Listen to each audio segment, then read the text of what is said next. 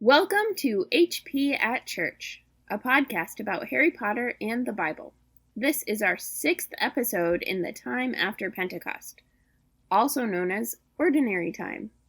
I'm Pastor Emily, and I use pronouns like they, them, theirs. And I'm Pastor Kay, and my pronouns are she, her. In this episode, we'll discuss the 15th through 17th Sundays after Pentecost. One content notification for this episode is that in our conversation about the gospel for the 17th Sunday after Pentecost, the last Sunday in this episode, we do talk about slavery and how it's historically been understood and misunderstood, and how that is changing and isn't changing. Before we begin, in our 4th Pentecost episode, we talked about faith and how it does and doesn't come up in Harry Potter, and we got a listener question, which is super exciting. Woo! So, Sophia writes, another interesting point for your discussion about the representation of faith in HP, Harry Potter, could be the other students and wizards in general, faith in Harry Potter. He is the boy who lived, a legend, a sign of hope for the wizard world that the Dark Lord can be defeated. Harry is, obviously, a talented wizard, but he's also a kid. I find it interesting how his classmates and adults, to an extent, have a lot of faith in Harry to save the day. What do you think about this? Well, I think this is a great question. And I also think that this might serve as a lovely example of the difference between real life and fictional adolescent wish fulfillment literature, which is what Harry Potter is. I don't think I've had a hero in the way that Harry Potter is characterized as a hero in the books since I was about 11 myself, or possibly younger. I'm Lutheran. I expect that everyone has flaws. I expect that everyone will mess up eventually. So I don't really go in for hero worship like that. It's not part of my personality, and it hasn't been for some time. I don't actually know that that's due to being Lutheran, by the way. That could just be life. But I think it fits nicely with Lutheranism, so. Yeah, and I really like your idea, Sophia. I think I usually try to avoid, when we have our conversations and record our podcast, I try to avoid, to as great an extent as possible, connecting Dumbledore to God and Harry to Jesus. And it's more obvious to me why the Dumbledore-God connection is problematic, because Dumbledore is super problematic. But I also try and avoid connecting Harry and Jesus because Harry is human, kind of like what you were saying, Kay. And that's not quite what you're saying, Sophia, but I think that tendency for me keeps me from really considering even the examples that you're sharing of how, for the magical world, Harry is the one in whom they put their faith. And I think it's interesting because it is an example of, like, are we putting our faith in humans instead of in God? And what does it mean to put our faith in someone who clearly, like, doesn't have the capacity? He is, as you said, a kid. He's 11 when we meet him. Well, almost 11. Yeah, and so, like, the ways in which... But I think we do that also with other people, right? When we... Mostly after they've died, right? But the way that we have... Oh, goodness, the way we treat people after they've died. Yes, that's a whole different thing. And of course, right, to be fair, with Harry Potter, we are treating him after he's died. He also, isn't dead anymore, but that's kind of beside the point, isn't it? Yes. But we do that with a lot of people, right? Like, I think about Martin Luther King Jr. and the way that we've made him into a saint who was not controversial at all, who very only family did friendly. Good things. Totally not involved in the labor movement or, major prophetic. Yep. And he was hated during his lifetime. Yeah.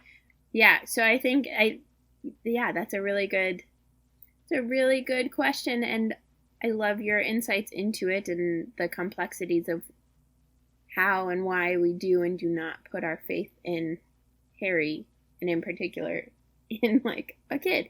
But we also have people like Greta, who are just recently arrived in the United States to talk to the United Nations about climate change, right? And she's a kid. On a boat, because she didn't want to go on a gas-guzzling jet, right? Exactly. Greta, the climate change activist, who was also a teenager. Right. Yeah, I would also point out, I think Harry has the interesting mix of being both the savior of the wizarding world, which is about his ability to defeat Voldemort, and also being a celebrity. And so he's got both of those things going on at the same time. And the way that we treat celebrities and the way that we treat heroes are slightly different.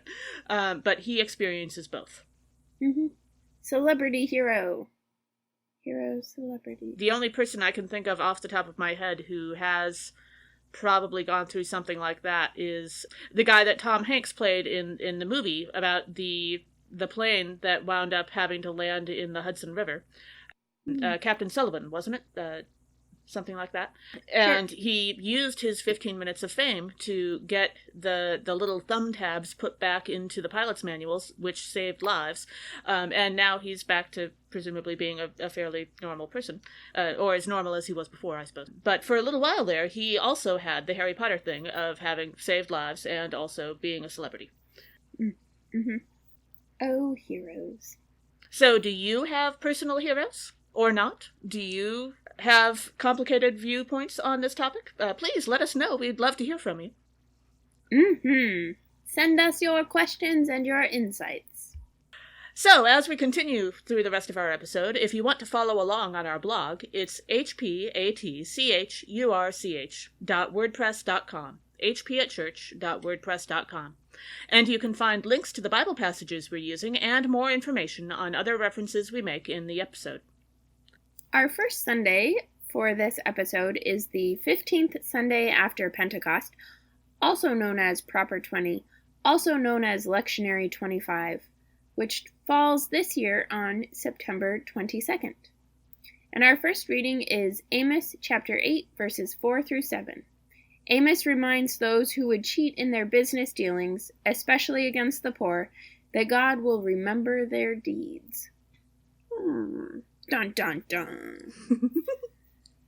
So one of the themes that I noticed in this passage is the way that people take advantage of other people. So specifically, Amos is talking about in business dealings, but which come up in things like Harry Potter and the Half-Blood Prince. When they are in Diagon Alley, Harry and Hermione and the Weasleys are in Diagon Alley to buy school supplies.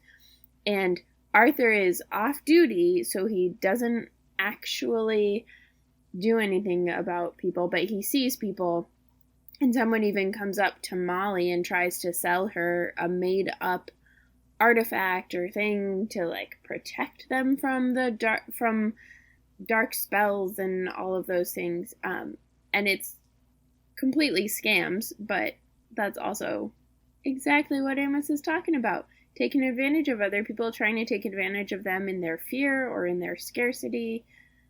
And I remember when I read that part of the book, that was totally one of the most believable moments in the books, in terms of, yes, people would absolutely be doing this. Mm-hmm. Oh yeah, for sure. So as we go into the text, I read verse 1, and it immediately made me think about a certain conversation in fandom about school fees at Hogwarts. Do students just pay for their books and supplies, or is there tuition as well? That's never really made all that clear, I think, in the books. And there's been a lot of conversation about what that might be like, and, like, are the Weasleys actually so financially unstable because they have to pay the tuition for 7 kids to go to Hogwarts, and they've been saving for that for so long, and if not for that, would they be in a better shape, that kind of thing. I always assumed that they didn't pay tuition because it was like a public school. Right, but the British system and is I know different they than have ours. financial aid. Right, we know they have financial aid. Yeah, they have a system for the books and supplies for some families, and so but if there is tuition, and again, this was a conversation that started while the books were still being published, so we didn't have all the information that we wound up having.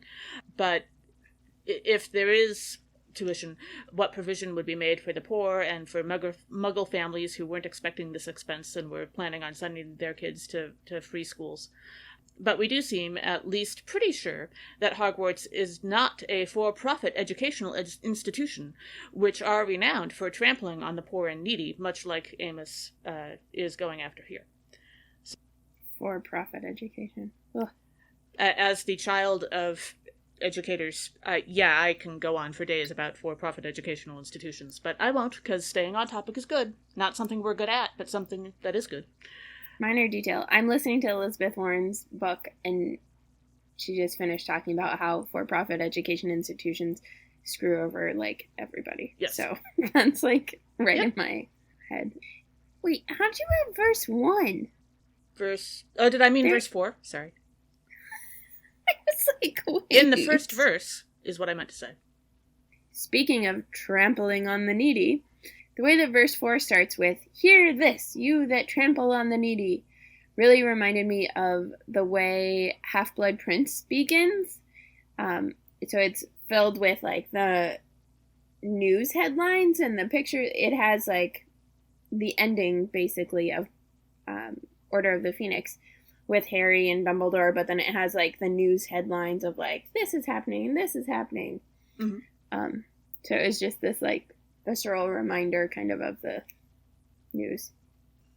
Then in the next couple of verses, in verses 5 and 6, when we hear, "We will make the Epha small and the shekel great," which is to say, we will cheat the weights, which is how money was measured back in the day, buying the poor for silver and the needy for a pair of sandals.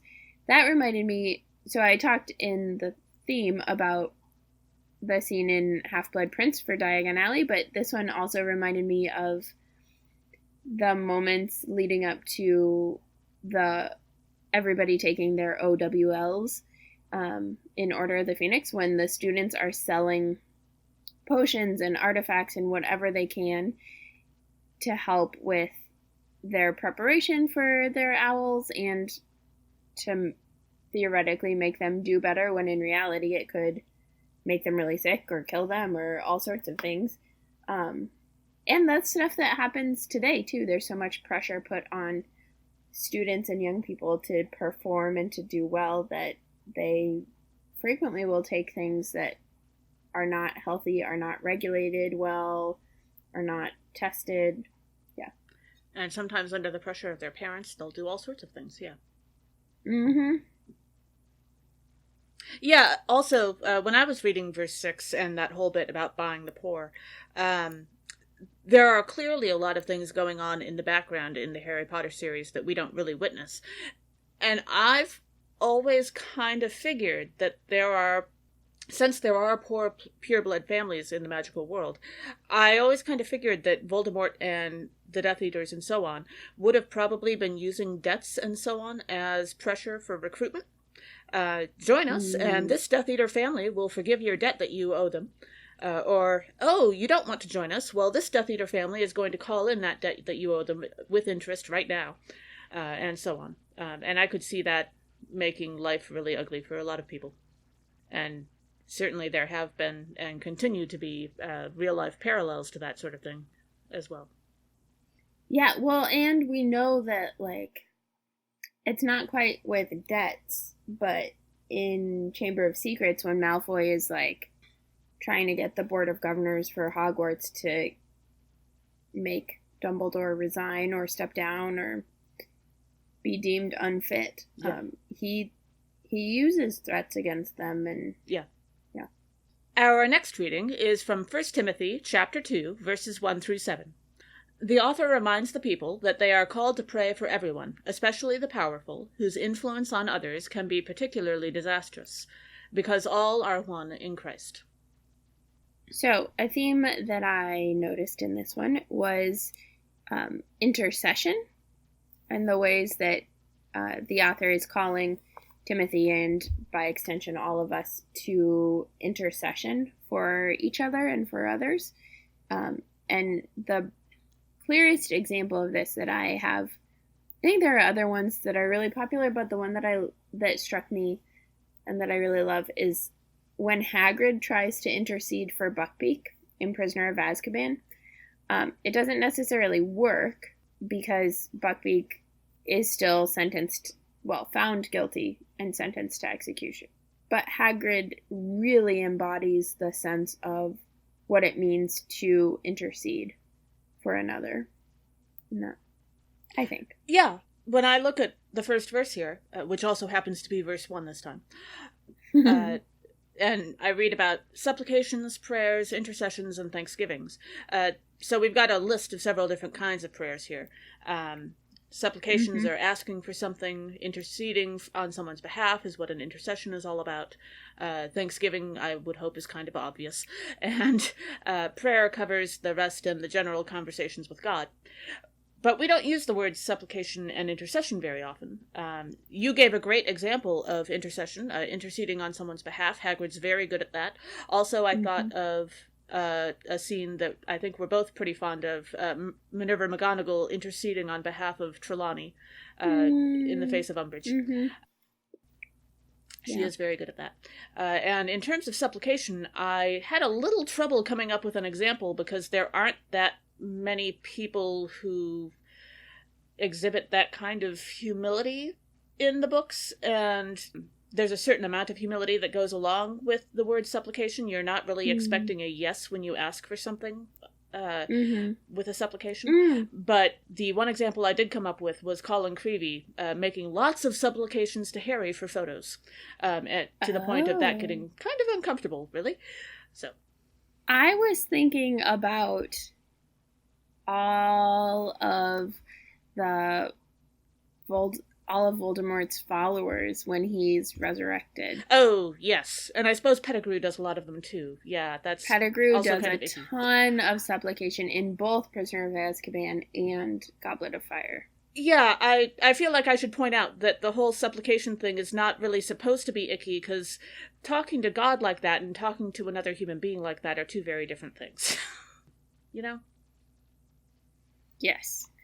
In verse 2, when the author says, encourages Timothy and us to pray for rulers and all who are in high positions, I think sometimes in Christian communities we can get stuck with thinking that praying for someone means praying that they will succeed in whatever they do.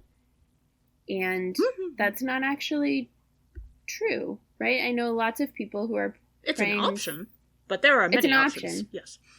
But I know lots of people who are praying for repentance, praying for humility, praying for justice. And those are all ways of praying for all who are in high positions that aren't necessarily like praying for them to succeed in abusing those positions, if that's what they're currently doing, as is, right, the case in this country. I think I brought up previously that there is a bit in one of the Anne Shirley books by L.M. Montgomery where a character says that he thinks one of the meanest things that you can do to an evil person is to pray that they'll become a good person, because then they'll be seized with remorse and all that for the rest of their lives. Yeah, and we've talked about Harry encouraging Voldemort to do this. Yeah. At the very end of the books, in their final battle. But I also was thinking about then, like, what would it have looked like to pray for Fudge? Whether it's praying for Fudge as the, like, somewhat blundering person he is in Chamber of Secrets, when he's giving in to pressure, when he's first, like, really giving into pressure from other people in such a way that harms Hagrid. Right. Or as that continues to grow and develop and he becomes a tool of the Death Eaters, what does it look like to pray for him? And then what does it look like to pray for Pius Thickness when he becomes the Minister of Magic as a stand-in prop for Voldemort? Right. And what do you pray in that case? Particularly because he's under the Imperious Curse, from what we can tell. Yeah. And with Cornelius, I would think that there would be a progression, like it would change through the books. Mm-hmm. And I would be kind of interested to hear that progression from certain points of view. Like, I imagine that Dumbledore had a lot of thoughts along the lines of, come on, you have got to be kidding me. Again? Seriously, man. And speaking of progressions of things and the ways things change, part of what we notice in the books and in the course of the books is the way that what is right and what is acceptable are not always the same things. And there's a certain extent to which they are pretty consistent, at least in the Hogwarts world at the beginning. But then as Voldemort starts to come back and people are in denial, right? Pretty much everything Harry does in Order of the Phoenix is not acceptable, and so much of it is right. But so frequently we are called to do what is right, and that's not necessarily what is acceptable. Sometimes it's both, but... Lots of biblical examples. And the real world. Yes. Yep. Also, I don't know about you, but I think all of my middle and most of the high school classrooms had that poster in them that said, what is popular is not always right, and what is right is not always popular. Mm-hmm. That was very popular when we were about that age. Popular. And right. I mean, to be fair. So, there are occasional exceptions. Yeah. In verse 4, we hear that God desires for everyone to be saved. And I'm not sure offhand if we've talked about this before. I think we might have. But I'm not sure that this is really true for the Harry Potter world, especially for the folks in the Order. I think that they want most people to be saved. But it seems to me like every character has one or two people who, really they'd be okay with them winding up dead. Like even the folks in the Order. And most of the people that they would be okay with winding up dead would be Death Eaters. But... Although, I mean, I think that's right in theory. But then I think about, even Harry, when it comes to Harry and Ron, when it comes to Draco Malfoy, who would ostensibly be one of those people for them. I don't know. Draco's more complex, and so... Yeah, Draco's an illustration of a childhood rival who's not really a big bad, in the TV tropes sense of the word. He's not, the heart of all evil. Bellatrix Lestrange, on the other hand, there are people who would be totally good with her winding up dead. I'm just saying. True. Okay, yeah. I keep thinking of, the characters that are more complex. Right. Which are more complex and therefore, because we see harder more to of them. dismiss. They're interesting. But there's always... I mean, that's part of being human, I think. That's part of... God desires for everyone to be saved. Humans are not so good at that. Yeah. Agreed. Yeah. I mean, Harry reaches out and is willing to try to save Voldemort, or at least offer some effort toward it. I don't think he would have done the same for Bellatrix. She killed Sirius. He was kind of done with that, I just... Mm-hmm. Yeah. Our gospel reading for this Sunday is Luke chapter 16, verses 1 through 13. Jesus shares the story of the dishonest manager, whose corruption is eventually praised by his boss, to illustrate that a person can't serve the two masters of God and wealth at the same time.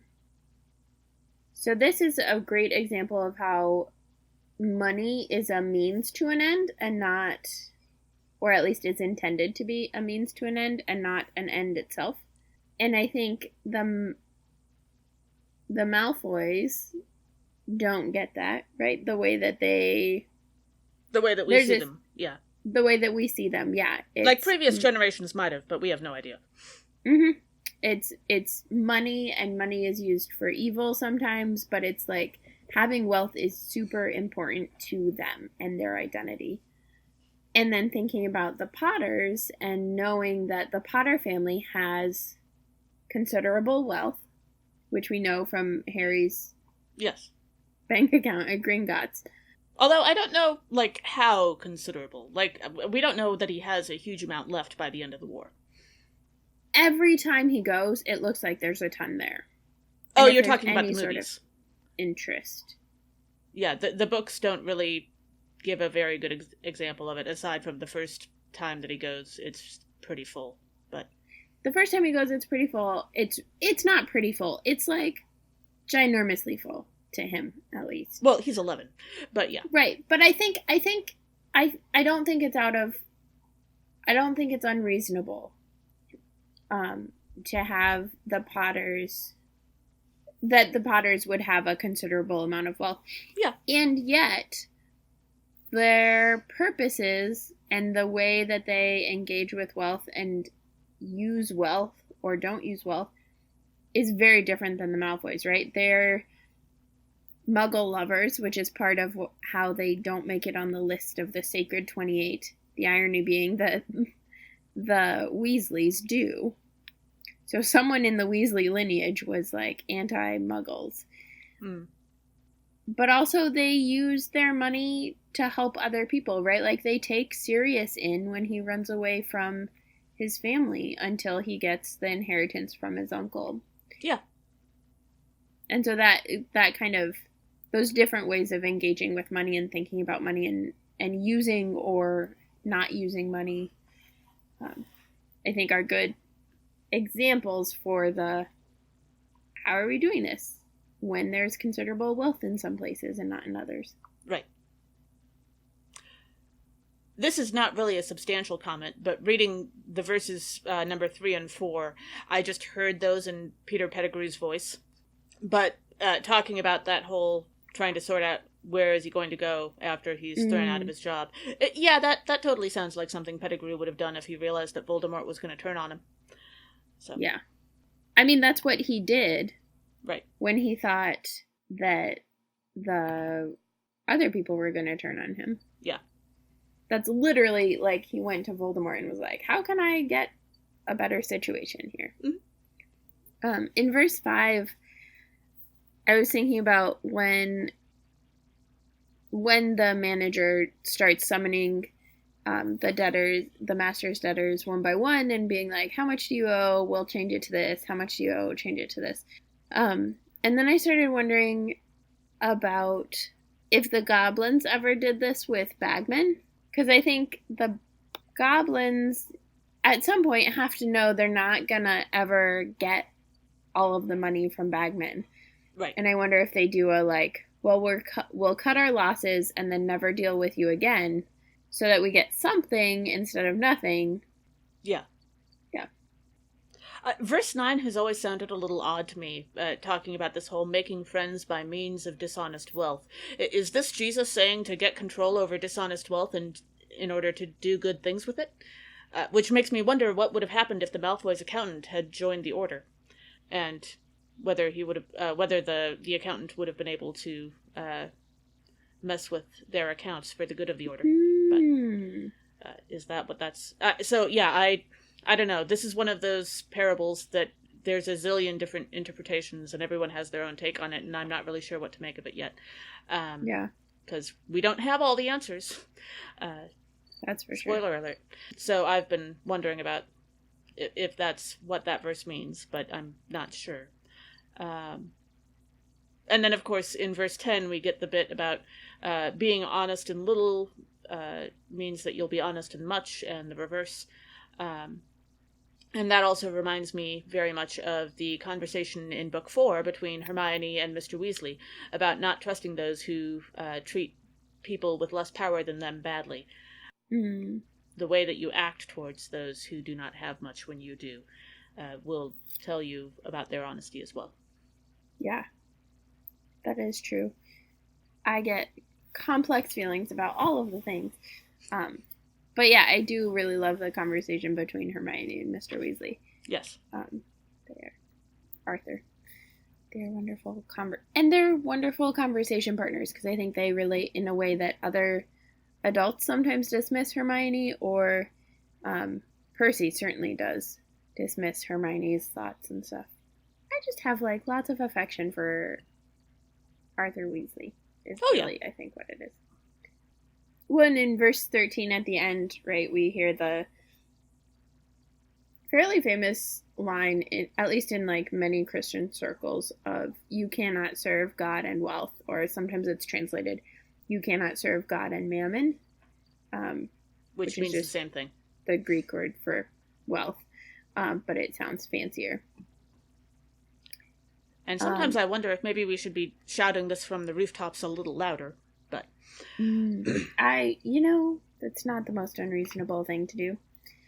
So you cannot serve God and wealth. And then I was thinking about the ways that Voldemort embodies an antithetical relationship to God, right? Like you cannot serve Voldemort and anyone else, or anyone else and Voldemort. You can't serve God and Voldemort. You can't serve love and Voldemort. I mean, you can't even serve your own best interests in Voldemort. Voldemort will take those away from you every time. True. Yeah. I don't know that there's an equivalent for God, though, in that particular case, but... You can't serve the cause of good and Voldemort. You can't serve humanity and wizard kind and Muggleanity? I don't know. I'm making up words again. Mugglishness and Voldemort at the same time. I like that. Mugglishness. As opposed to Muggliciousness, which, would be different.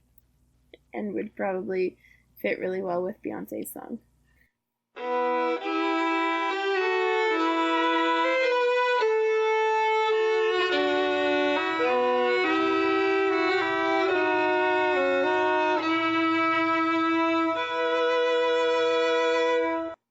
Our next Sunday for this episode is the 16th Sunday after Pentecost, also known as Proper 21, also known as Lectionary 26, which this year falls on the 29th of September.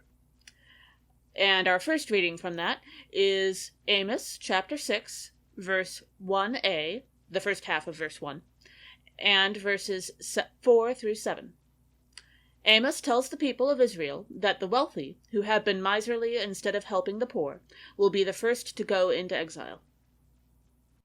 So a theme that we notice basically everywhere in Amos, but particularly right here, is the way Amos talks about and points out economic ease, so those who are wealthy, and what they do with that wealth. And it's easy for us to just use, like, the Malfoys as the epitome of wealth, or the Blacks even. We probably should use the Blacks a little more often just to make it clear that more than one group of people is guilty of this in the Harry Potter books, I suppose. Minor detail, but the group actually that I was thinking about were the Dursleys, particularly because of the way that they enact their own wealth or perceived wealth as like a show for other people, right? They put on this very clear facade of perfection and wealth and affluence when they go and admire loudly the new car that Vernon has, or the way that they keep their lawn immaculately clean and water it in the middle of droughts. And yeah, so the Dursleys were my example this time, just to switch things up a little bit. In verse 4, we don't see it all that much in the Harry Potter books, but there is a common trope of humanity where people tend to assume that if they have a certain amount of money or power, etc., the major troubles of the day won't affect you. Not that this applies to the real world right now at all or anything, but... I just had a conversation with a friend that, like, the more affluent areas in Des Moines, the more likely people are to, like, not stop completely at stop signs, or at all at stop signs, or, like, to not care about following the rules of the road. Right. They think they're better than the rules because they have the money to get away with it if they have to. Yeah. So the question becomes, what does it take to convince the wealthy that they can't just sit things out in these cases? I believe there are actually stories from World War II about the times when the wealthy realized, oh, shoot, I should probably get out of Europe, or this is going to actually affect my life, and when they expected it wasn't going to, that kind of thing. And I wonder what it might take in the Harry Potter universe for the wealthy magical folks to realize that, that this is actually a war. They probably can't just sit on the sidelines, especially when Voldemort comes back. Like, the first time around, they may have had that moment or not, but the second time around, when the whole magical world spends so long convinced that Voldemort isn't really back, there must have been a moment when they realized that, no, this is actually going to affect us too. We can't just sit in our nice little houses. And yeah, well, I wonder, though. I will bring this up again in the next Sunday's readings, but yeah, I don't know. I think the the capacity for willful ignorance is huge. Yes. And I think we're experiencing that right now in this country. Yes. I think Germany experienced it during the Holocaust and World War II. We experienced it during World War II with the Japanese internment camps. Yeah. I'm constantly surprised by people's ability to not understand. Or to claim they don't. Or to claim they don't, but like the ways that evil is so clearly at work. Right.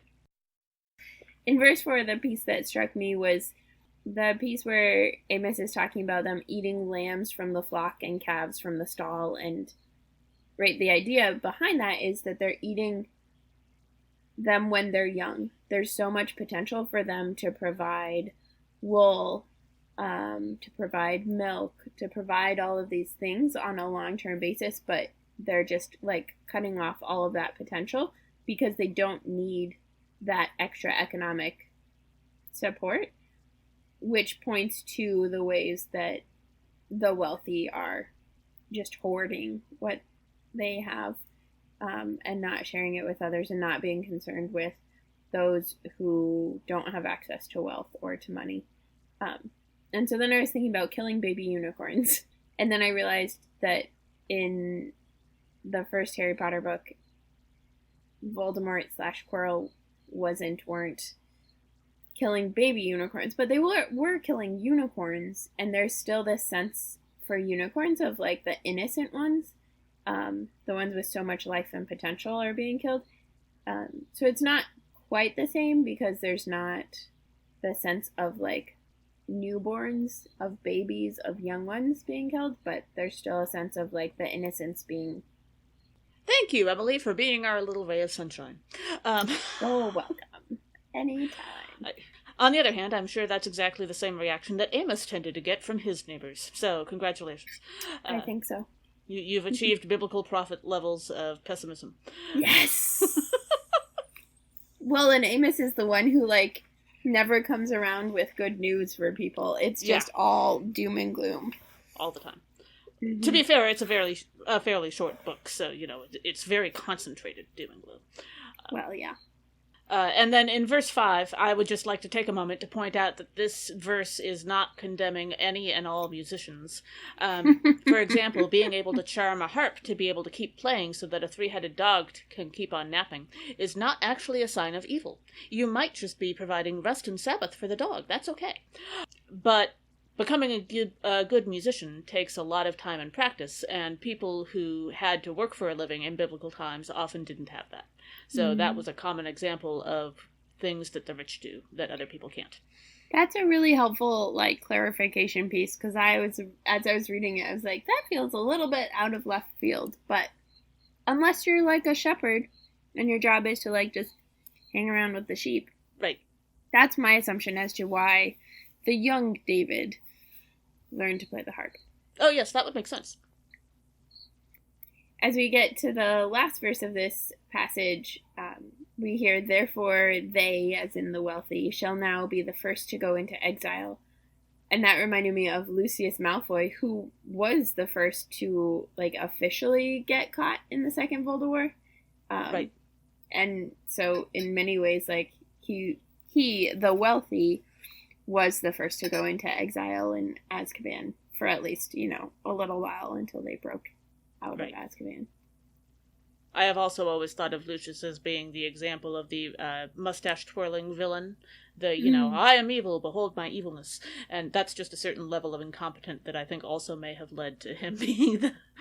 Yeah. That's true. I think of him as a bit more competent than that, but he does have, like, the big bow in the first movie to lend itself towards...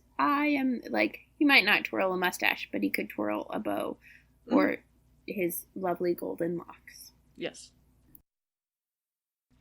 Our second reading for this Sunday is from 1 Timothy chapter 6, verses 6 through 19. The author explains that since the love of money leads to miserliness and a focus on self-indulgence, it is the root of evil in the world. Instead, we are called to be generous and help those in need.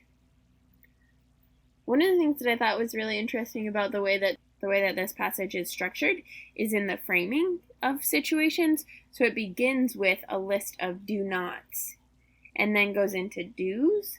And I think I've been talking about this with the pastor I work with for my social justice pastor job, about how easy it is to say what we're against, and that what we also need to be doing is saying what we are for. And so I think First Timothy holds that balance of saying, don't do these things, but do these things. Kind of like how you and I have noticed that dark magic has a name, but not dark magic does not. Mm-hmm. Yeah. That how we frame things creates the space to do things.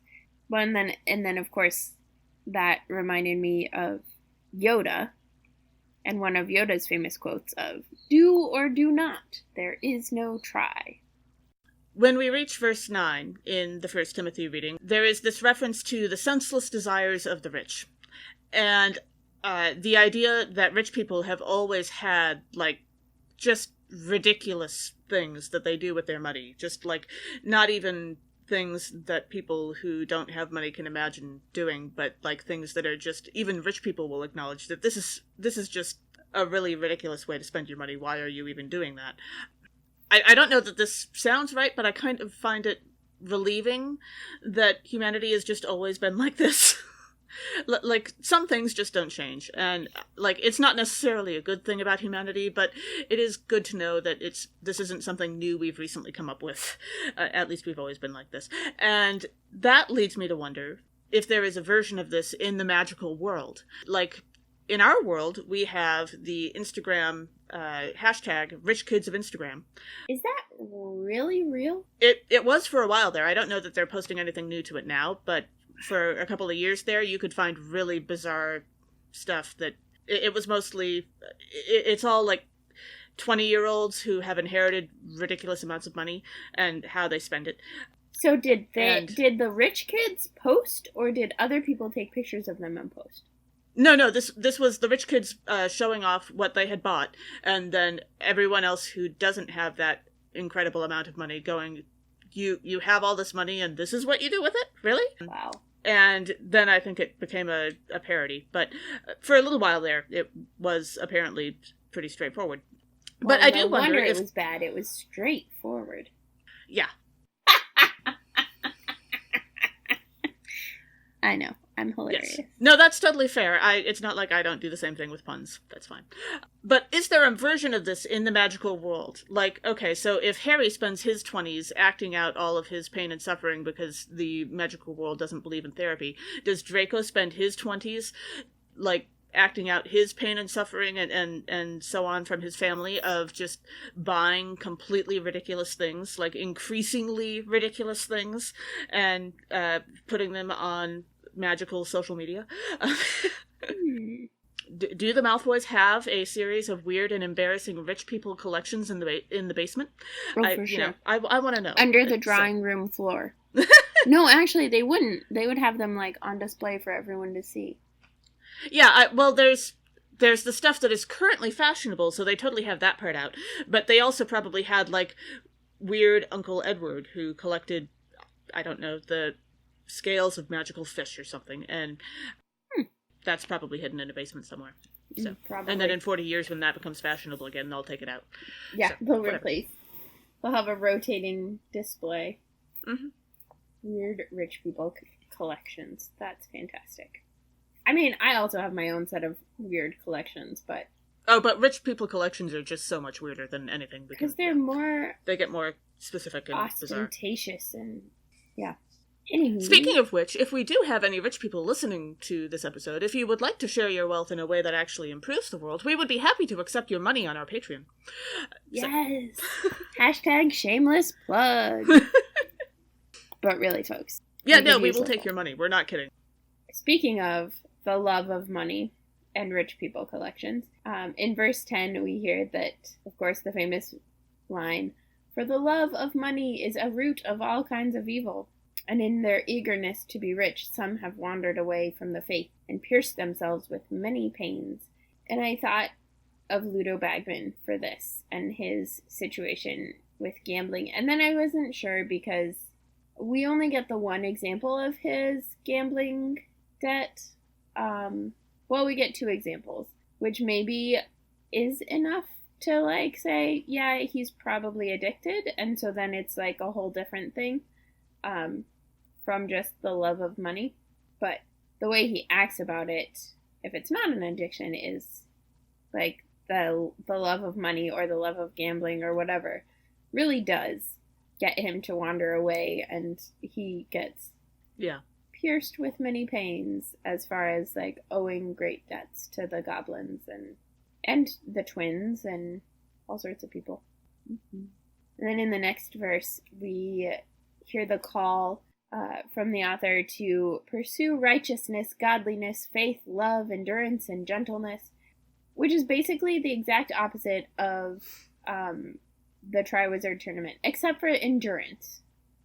I think the Triwizard Tournament does encourage people to pursue endurance, but like the whole tournament is based in cheating and swindling and teaming up and trying to like scam the system, and yeah, there's no love encouraged for the opponents or for anything going on.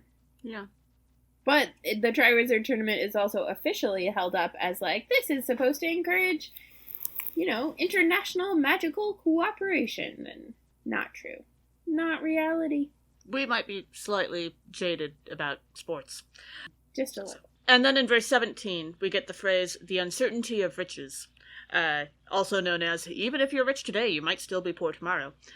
And I wonder, in the Harry Potter world, what would happen if, so accept cursed child or not, but I kind of like the idea of what if after the Battle of Hogwarts, and all the trials of the Death Eaters finished, what if all convicted Death Eaters lost 90% of their wealth, and that money was given to the Muggleborns and magical creatures that had been injured in the war? Ooh. And even the Muggles. What would that do to the power structure if there were reparations given? So. I like that. Because at first when you started talking about uncertainty of riches, I was like, well, there is basically certainty of riches in our country now, but I like that because it's... Well, give it a couple of years and we'll see who winds up on trial, and you never know.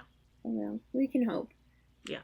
But yeah, like and even if the Death Eaters lose 90% of their wealth, right? Like, chances are they've accrued enough that still leaves them with plenty, but it also really works hard at leveling the playing field that has been unequal for the entire history of magical existence, basically. Yeah. Yeah.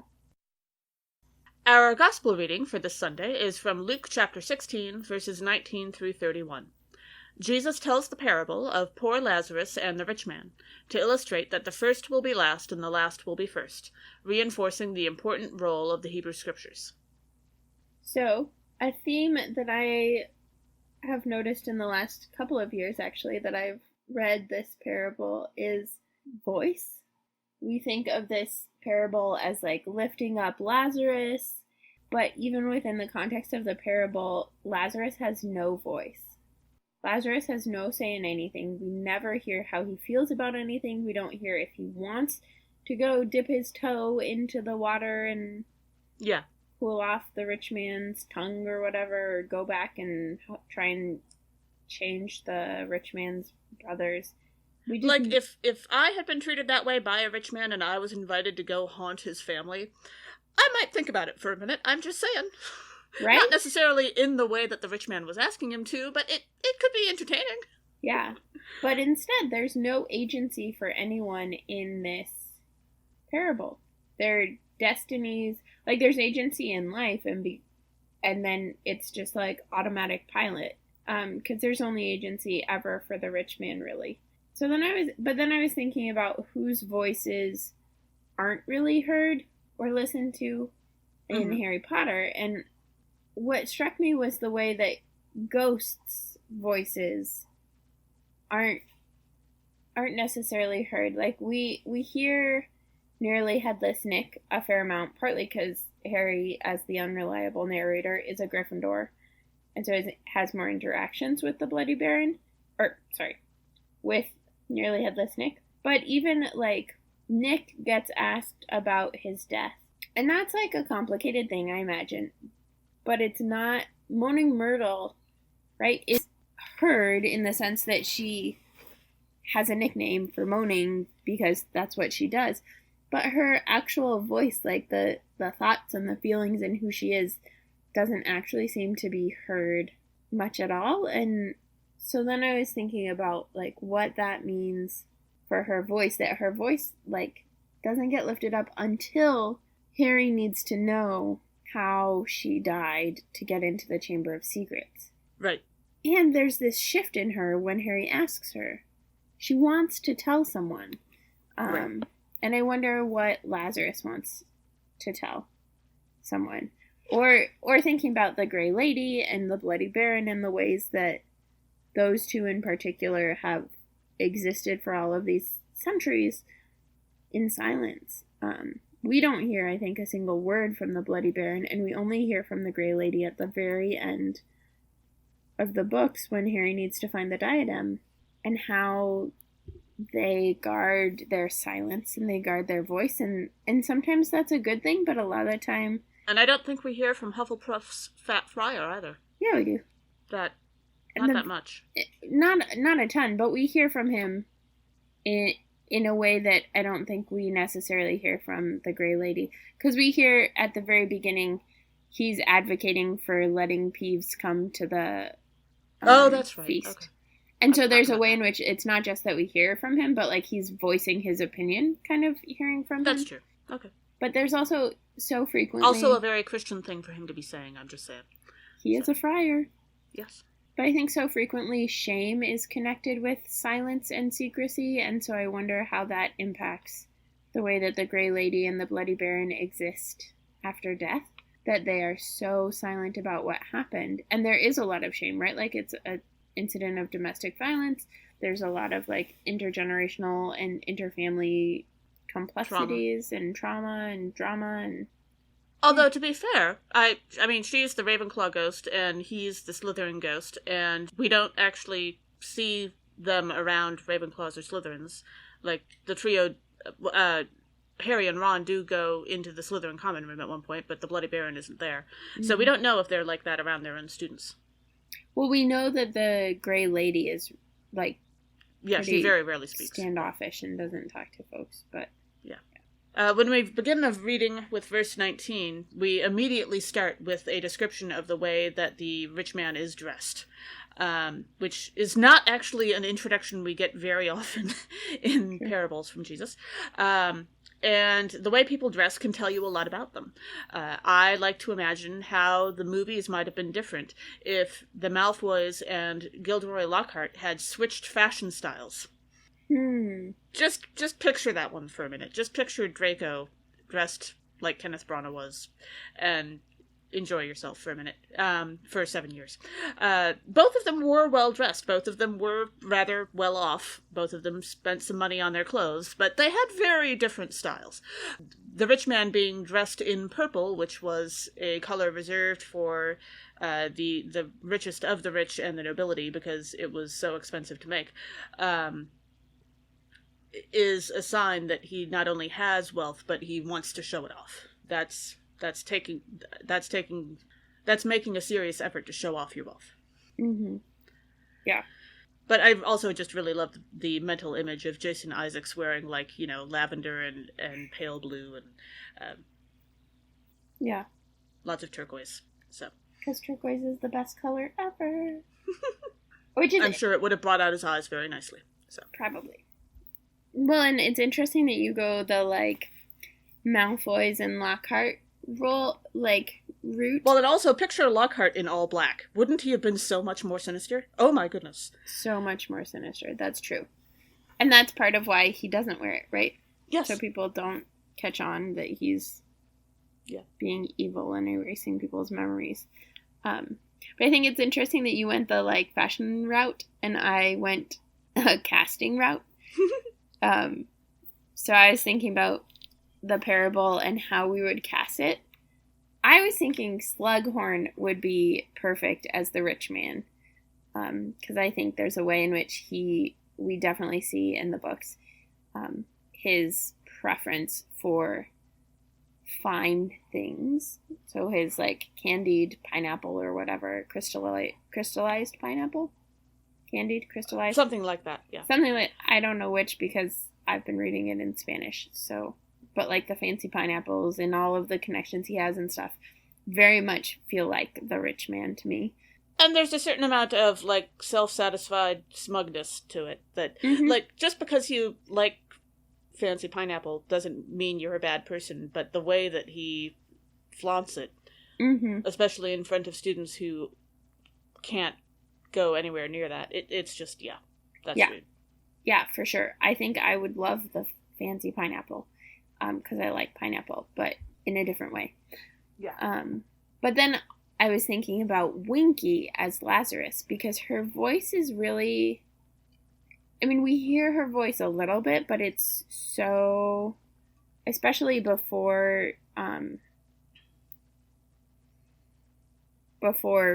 Barty Crouch is discovered, her voice is so ignored and devalued that I think she would be a really good character to play Lazarus. Yeah. But then I was thinking about Abraham, and I don't know about Abraham. Or if there needs to be an Abraham character. Merlin? Ooh. I'm going to bring that one up again in a little bit here, but we'll see. I like that one. I'll take it.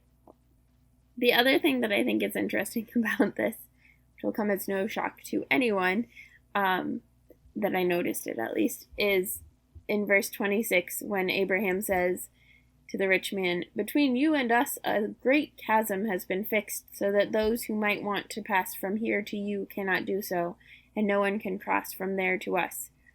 That is like the ultimate binary. Like, you cannot pass.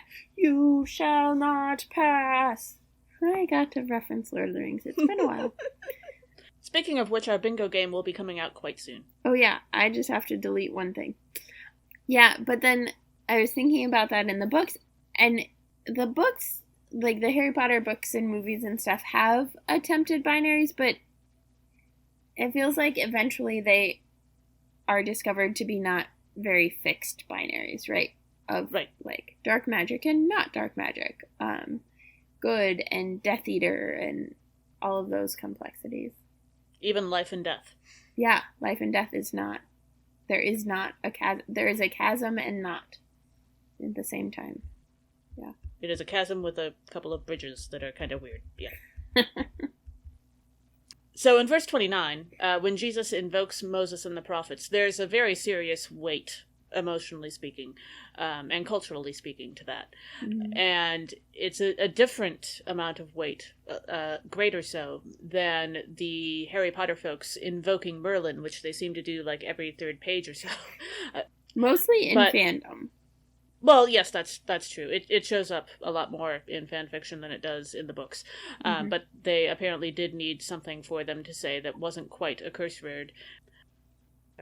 But I do wonder how the books would have been different if Merlin's name being invoked wasn't just, the wizardly way of saying darn, which it seems to be.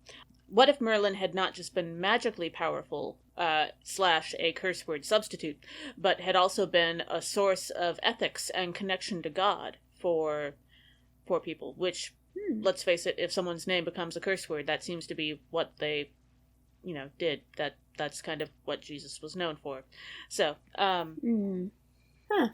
we don't hear, we hear about Merlin a bit, but we don't, for as often as his name pops up and the way his name is used, it's kind of surprising we don't hear more about him. Mm-hmm. Like, he's ostensibly the only name in the book of someone who is obviously more powerful than Dumbledore. And yet we know almost nothing about him. Yeah, interesting. I think it's just because he's the most famous wizard any of us know from Muggle real life. That's why J.K. Rowling would have picked the name, yes. So, yeah. And I think it makes sense for her to do that with his name, but it could be fleshed out more, and that could be interesting. Mm-hmm. Yeah.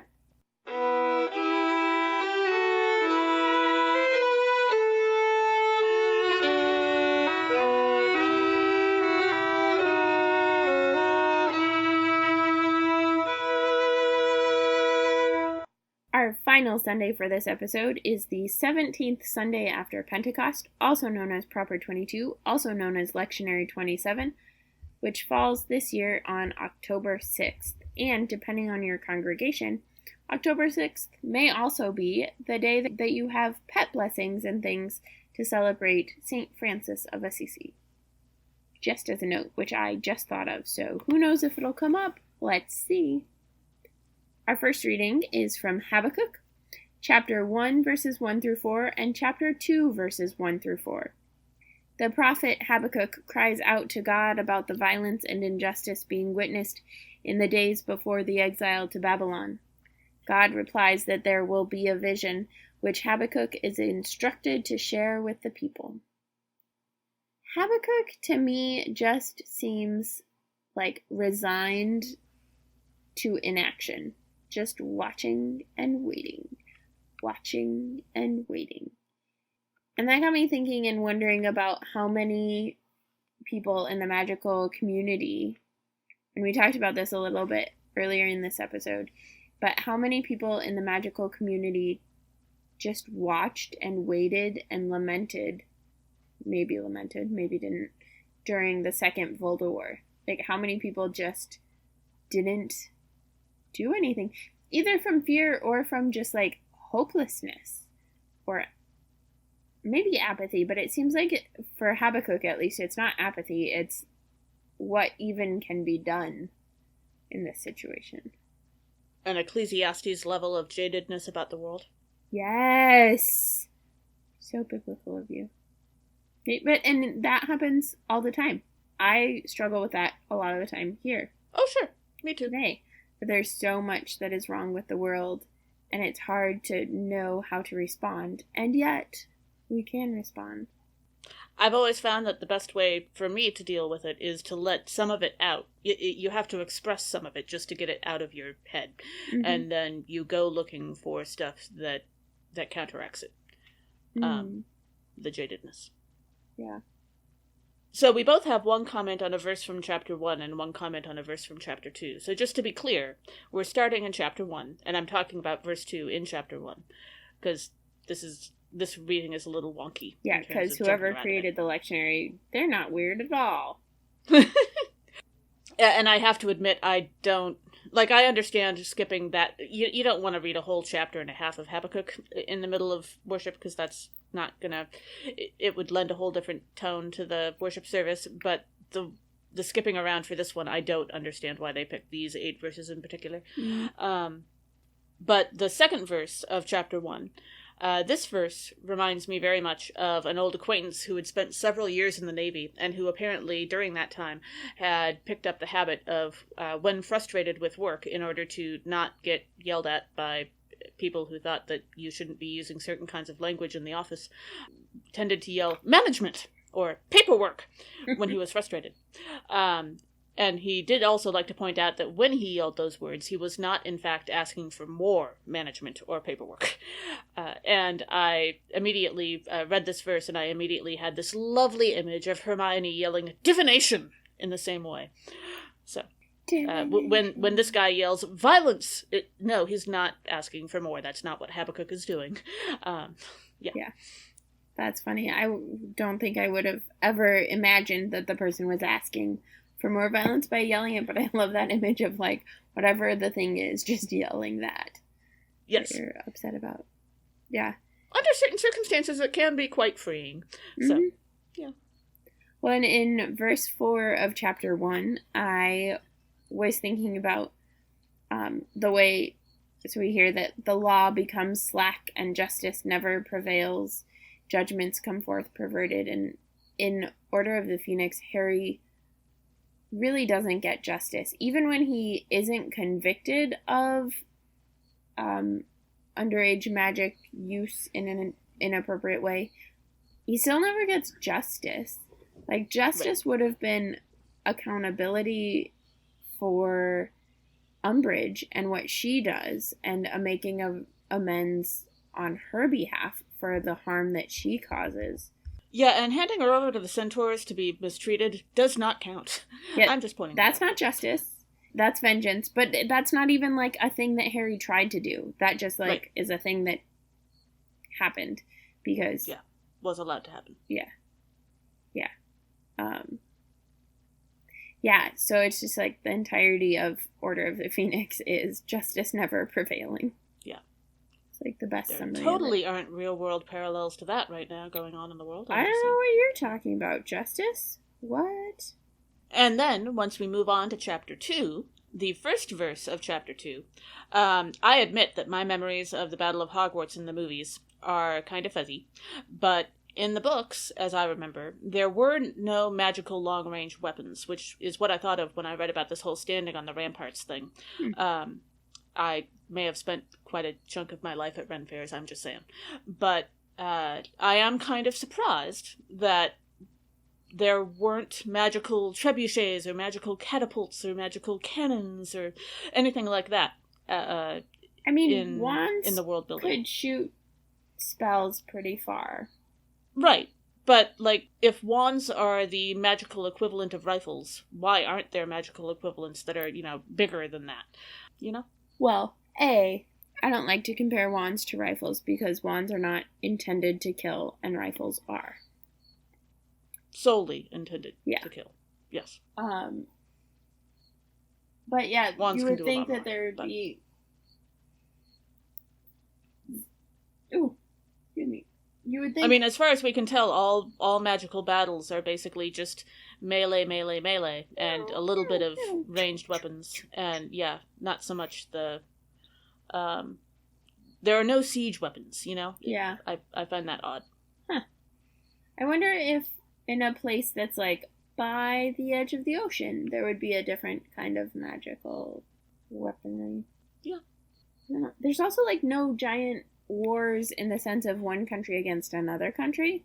That we know about, yeah. Yeah, which I think impacts that, because that's really why we have those big weapons, is when countries fight other countries. The battles got progressively bigger and bigger and bigger. Mm-hmm. And it's governments fighting instead of people fighting.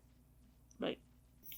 If you're, going to go to the trouble of making a movie that has a magical battle in it, and it also happens to come out not that long after Lord of the Rings, and it doesn't have magical trebuchets in it, then really, what's the point? Why bother? So I agree. I don't think they should have made the 8th movie. I think, totally agree. For probably very different reasons than what you have at least stated just now. But I just, there was no need to make the final movie... I'm up for action movies, but I like the kind that have the pretty explosions. Well, and that's, it does have the explosion of the bridge. Yes, but there should be more of them. Right, I agree that I agree that it's not lots of shiny explosions, but also, there was no need to split the final book into 2 movies. That was completely yes, you've gone on about this at some length before. I know. I remember. It was just ridiculous because they had to then make up all of this extra stuff about a battle and change the entire narrative of... And still didn't give us as much Charlie Weasley as we deserved. But moving on. I just like Charlie Weasley. Do you ever get enough Charlie Weasley? That's a perfectly reasonable question. That depends on how much time you spend in fandom. That's fair. When we get to verse 3 of chapter 2, we hear that from God, for there is still a vision for the appointed time, and this reminder that there is still a hopeful message. There's still a vision from God.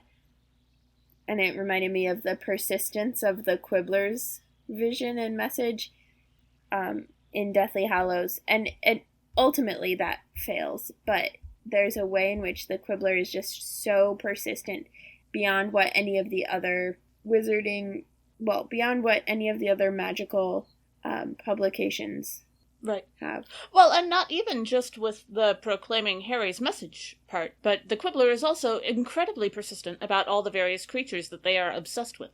And that continues even after they, right? Mm-hmm. So... Presumably. In one way. I mean, their vision's a little quirky, but... but their vision does continue, yeah. It continues, and it's stronger than a lot of others, yeah. Yeah. It's just not taken as seriously. Seriously?! Well, we hadn't had one this episode yet, so it felt like it was time. Yeah, don't even pretend that you did that on purpose. Our second reading for this Sunday is from 2 Timothy chapter 1, verses 1 through 14. The author gives thanks for Timothy's faith and invites him to rekindle his spiritual gifts in light of the many difficulties he is facing. So, one theme for this passage that I noticed was the maternal faith and the power of the maternal lineage. The author reminds Timothy and affirms Timothy's grandmother Lois and mother Eunice. And I think that's beautiful, particularly because the Bible was written in a very patriarchal context, and so anytime women are at all lifted up, like, that's a miracle in and of itself. Yeah. And so then it's even more... And we don't even know the names of Timothy's father and grandfather. Yeah, and right. That is like... It's about time those are the ones we don't know. Yeah, so for sure. But it reminded me of all of the mothers and the power and faith of the mothers in the Harry Potter books. And we go to Lily a lot, but Mrs. Weasley is like our backup on this because we know her faith and her power so strongly. But then I was thinking about Andromeda and the ways that she, as mother to Tonks and grandmother to Teddy, has such faith and such power, right? Like, she is charged with caring for Teddy when both Tonks and Remus go to fight the battle. And then ultimately she's charged with raising Teddy and being that provider of faith and power to Teddy as he grows up without parents, and the reminder of the love of his mom, Tonks, for him and the faith and power that she had. Yeah. And, for that matter, fandom has been very fond of Neville's grandmother, Mrs. Longbottom, and provides us with several interesting takes on her, especially what with the hat and all. So. Yeah, and she definitely has power. Like, that is for sure. Diving into the passage itself, in verse 4, we hear the author recall Timothy's tears, which is hilarious in the context of Harry Potter because, and I just read this about in Half-Blood Prince, when Harry, after Christmas, is telling Dumbledore about his encounter with Scrimgeour, and Scrimgeour's like, "Still Dumbledore's man, aren't you?" And Harry's like, "Yup, always will be." And there's a moment where, like, Harry notices Dumbledore's eyes, like, getting tearful, and so looks down at his feet the entire time. And so, like, Harry can't actually recall tears, I don't think, because he avoids, right? He avoids and averts his attention at any sign of emotion. And so it's like, right. That's not actually also helpful. Possibly the awkwardness of adolescent boys, but mostly British. Yeah. Like, not the most helpful or healthy decisions, but okay. Yeah. We get to verse 5, and ever since the very first time I read this verse, I remember it just reads oddly to me because the names Lois and Eunice were so popular in, say, my grandmother's generation. And so it feels like Timothy, I'm going to keep calling him Tim because why not? Because it always felt like Timothy may as well be one of my generation. Is Tim secretly a millennial? And again, I continue to be frustrated that we know so little about the trio's grandparents and their quirky old-fashioned names. Yeah. I just, like, the magical world has such interesting names to begin with, and then to think that there must be some kind of generational pattern going on with them as there is with our Muggle names. And there are names that come in and out of fashion and that kind of thing, and how does that work with the Muggle world with their longer lifetimes, and if their names are quirky, how much quirkier are the ones from a couple generations ago to us, that kind of thing. What were Lily's parents' names and James's parents' names, even? I don't think we know. I think James was a junior, right? So I think it's assumed that his dad is a James, but... How did you get that he was... Maybe I'm getting that from fandom. So, yeah, I continue to be frustrated that we know nothing about these people, because we have so much background information, but not that. I mean, apparently they're descended from not only Ignatius Peverell, but Linfred of Stinchcombe. Yeah, I'm related to Heinrich Ibsen, but that doesn't actually tell you much about me. So, distantly, and not descended from. But then when we get to verse 6, we hear that, so Tim still has faith, but he also still needs a rekindling of his gifts. I love to point this out, so I'm going to do it again. Christianity is not about always being okay because you have faith. That's not how Christianity works. Sometimes you need a recharge, like Tim. Sometimes you need to go through a time of doubt or questioning, like many others in the Bible, and that's okay. And you are still a Christian, and that doesn't make God hate you. After all, even Harry Potter had a couple summers of being Mr. Grouchy Pants, and so you're all right. Don't forget about it. Yes. Mr. Grouchy Pants is a technical term. Of course. Mr. Grouchy Pants is my favorite technical term. Fleamont Potter. Oh my goodness. And Euphemia. That's adorable. Fleamont and Euphemia. Oh yes, that's right. Okay, I remember hearing Euphemia before. I had completely forgotten about Fleamont. Yeah, it was in the Harry Potter wiki. That's where I was while you were talking. Okay. I got a little distracted. But I do agree with your sentiment that there's cycles that we have, and ups and downs, and waves and twists and turns. Can you imagine being called Flea Potter? Oh, goodness. That's why he became really adept at dueling. It says so totally in fair. Wikipedia, in Harry Wiki. Right. So it must be true. Of course. It says so on the internet. Also, it must be from Pottermore or J.K. Rowling. It's on Wikipedia. Harry Wiki. In verse 8, we hear, "Do not be ashamed, then, of the testimony about our Lord." And that made me think of Ron, and the ways that Ron, basically never is ashamed of Harry. No matter what the news, no matter what happens, what he does, what people think he did, Ron is never ashamed of him, which is kind of this beautiful thing. I mean, he gets pissed off, jealous, but and he's angry, not, and all of those things, but he's never ashamed. Yeah. Told you I had a good thing about Ron. Yay! But do you deserve cookies? Hey, let's read the next reading and find out. Our gospel reading for this final Sunday is from Luke chapter 17, verses 5 through 10. Jesus reminds the disciples that doing what God asks of them is the minimum, and not extraordinary or deserving of cookies. I should at this point probably point out that I wrote that summary, and that there is no mention of cookies in the gospel text, but But that I deserve cookies allies, for naming Ron in a positive light. But the concept of allies doing the bare minimum and believing that because of that they deserve cookies has been an internet meme since the dawn of time at this point. And so I decided to reference it.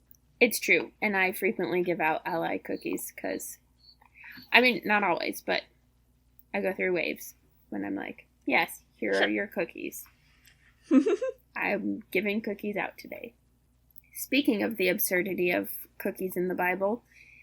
Don't you think the people of the Bible would have been in a much better mood if they actually did have cookies? Oh, for sure. Or, potable water. Well, that too. Or coffee. Oh, goodness. Can you imagine some of the biblical characters on coffee? Jesus in the temple with the whip and a mug from Starbucks. That'd be hilarious.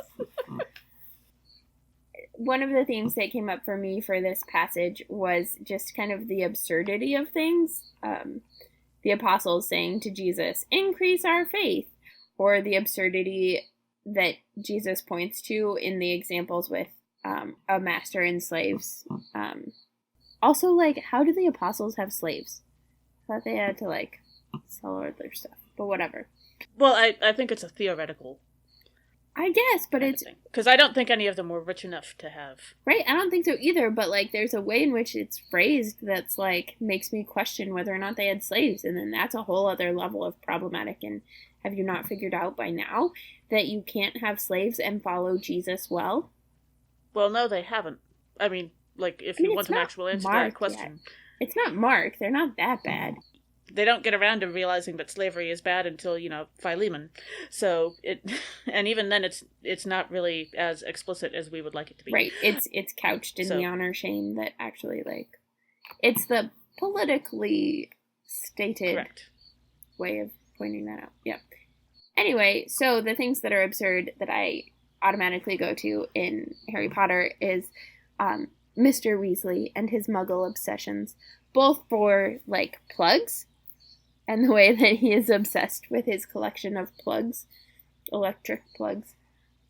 Just to clarify what kind of plugs we're talking about. Yeah, not like bathtub plugs. That would be a different level of absurd. But also then his obsession with rubber ducks. What exactly is the function of a rubber duck? Now I'm wondering if Mr. Weasley would have been the kind of guy to pull the... Did you see the YouTube video of the guy who kept pulling rubber duck themed pranks on his roommates? No. And kept filling the bathroom with increasing variety of rubber ducks. Cool. I mean, rubber ducks are awesome. You can't argue with that. Also, I might be able to find the link to a rubber duck nativity set that is just adorable. So, I've seen them on the internet before. I don't know if they're currently available for sale because it's not the right season for them, but you never know. You should include those too if you have. Even just like the picture. We can put the picture in the blog. Sure. Verse number 5, to actually jump into the reading and getting away from rubber ducks for the moment. Oh, disciples, this is such a wonderful example of be careful what you ask for, you just might get it. You want increased faith? Okay. Here, this is what it will look like. Power and humility go hand in hand here. There are oodles of examples of the opposite in Harry Potter. We love bringing up some of them many, many times. But when it comes to examples of power and humility actually going hand in hand, I think one of my favorite examples in the Harry Potter universe is Flitwick. He is a wonderful example of power and humility because he is a dueling champion, he is a professor, he is a very capable teacher, but he's not full of himself, he's not pompous, he doesn't use his dueling ability to bully people with it. Mm-hmm. And he seems like a really decent human being. Yeah. And he's a choir director, which is usually a good sign. Mm-hmm. So, I approve. Yeah. And in the Hogwarts Mystery app, I am a Ravenclaw. And so I get to know Flitwick fairly well, and he is just lovely. Yeah. In verse 7, when Jesus says, "Who among you would say to your slave who has just come in from plowing or tending sheep, 'Come here at once and take your place at the table'?" There's an absurdity of, like, thinking that anyone who follows Jesus could have a slave. But given the question, I was thinking about it, and I was like, well, Harry might.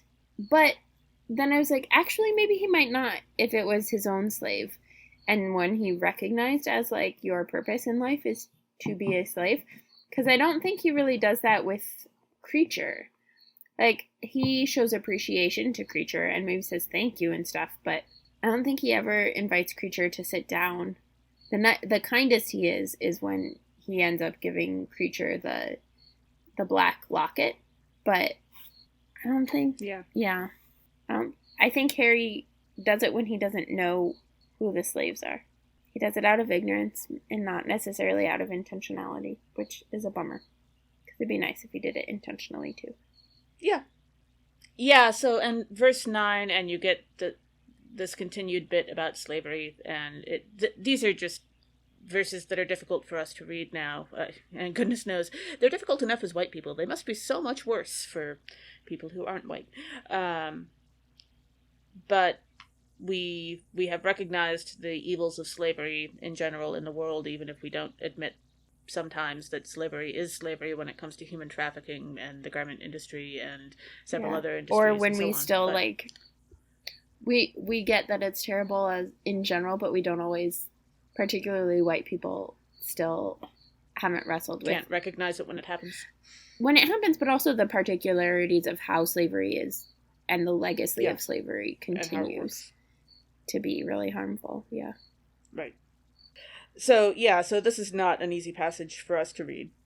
But if there was going to be an example in the Harry Potter universe of something like that emotionally for them, I think it hasn't happened yet. I think it would be Harry's kids reading about, say, the Goblin Rebellions years after Hermione has, as Minister of Magic, has insisted that Professor Binns be replaced by someone who actually, does their job. I hope so. Yeah. And so that would probably have a similar effect on them. Yep. Which is part of, like, why it has taken as long as it has for slavery to be recognized as evil in even the, like, nominal way that it is. Right. Because our history textbooks are not written well, and our history is not taught well in this country to include the actual horrors of people who were kidnapped from their homes and enslaved and tortured. And yeah. I was also thinking for verse 9 of, right, do you thank the slave for doing what was commanded? And that I was struck by, because we talked about in verse 7, the way that Harry treats Creature, where he doesn't ask him to sit down, but he does, like, say please and thank you, and the impact that it has specifically on Dubby the first time that Harry says, well, come sit down, right? And just that small amount of kindness for Dubby in a world in which he is the lowest of the low and treated as scum the entire time by the Malfoys who he works for, is just like, ugh. Yeah, but those small kindnesses from Harry make a huge difference for him. Thanks for joining us. Catch us next time when we discuss Harry Potter connections to the scripture readings for the 18th through 20th Sundays after Pentecost. This podcast has been produced by us, Emily Ewing and Kay Roloff. For more fun, check us out on Twitter, Facebook, and WordPress, all at HPATCHURCH, HP at Church. Also, if you let us know what your questions and comments are, we'll read them or play the audio you send in on future episodes. Assuming that your questions are appropriate for a family-friendly audience. Just email us at hpatchurch, hp@church@gmail.com. Plus, this season, we're putting our episodes on YouTube, where you can listen and see subtitles. So make sure you let your friends know and search for us. Also, if you like what you've heard, rate us or leave us a review on iTunes, Spotify, Facebook, or wherever you catch your podcasts. If you appreciate what we do, or you want to be able to go back and listen to older episodes, or get actual transcripts of the podcasts, consider supporting us on Patreon at patreon.com/hpatchurch. It's not just for the ridiculously wealthy. No, absolutely, although, hey, they're welcome to contribute as well. Not only do you get access to special insights or mentions in our episodes, but you'll also be helping us to be more accessible and sustainable as a podcast, which is important to us since not everybody can afford a Quick Quotes quill. Truth. As the ancient Christians said, Pax Vobiscum.